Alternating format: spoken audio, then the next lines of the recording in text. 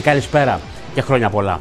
Η Βιβλιοπολιτεία και οι εκδόσεις Πατάκη σας προσκαλούν στην παρουσίαση του νέου βιβλίου του Βαγγέλη Ηλιόπουλου «Το γιατί των παιδιών φέρνει την ελπίδα». Το Σάββατο 29 Δεκεμβρίου στις 12 στο χώρο της Βιβλιοπολιτείας Παντανάς 36.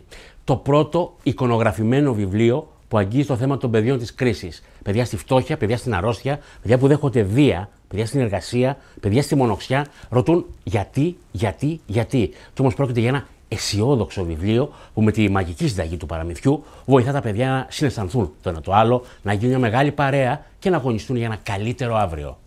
Οι παραστάσεις της εξαιρετικής παιδικής παραγωγής του Θεάτρου Λιθογραφείων Ελέφαντας Εγώ συνεχίζονται και μέσα στις γιορτές σε διασκευή, σκηνοθεσία και χορογραφία της Μαρεμίλης Ασημακοπούλου. Η παράσταση βασίζεται σε 3 παραμύθια του γνωστού Αμερικανού ποιητή E. Cummings. Παράσταση έχουμε την Κυριακή, 30 Δεκεμβρίου, στις 12 το μεσημέρι, Τρίτη Χριστούγεννα, ανήμερα Χριστούγεννα, στις 5 και Τετάρτη πάλι στις 5. Στο ρόλο ενός επαγγελματία μοτοσυκλετιστή επιδείξεων, ο αγαπημένος των κοριτσιών και όχι μόνο, Ryan Gosling, υποδίεται τον Luke, ο οποίος αναγκάζεται να γίνει ληστής τραπεζών προκειμένου να βρει χρήματα για τον νεογέννητο γιο του. Μόνο που απέναντί του θα βρει ένα νεαρό φιλόδοξο αστυνομικό οικογενειάρχη, τον οποίο υποδέχεται ο ανεβασμένος τελευταία Bradley Cooper, ο οποίος προσπαθώντας να το συλλάβει, βρίσκεται μπλεγμένος γιατί μέτωπος με ένα βρώμικο κομμάτι της αστυνομίας.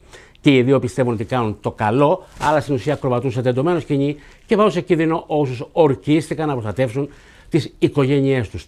Τρέιλερ φρέσκο βγήκε μόλις χθες.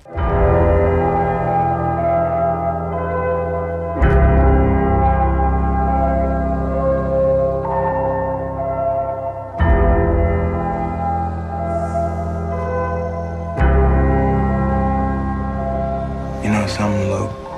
If you ride like lightning, you're gonna crash like thunder.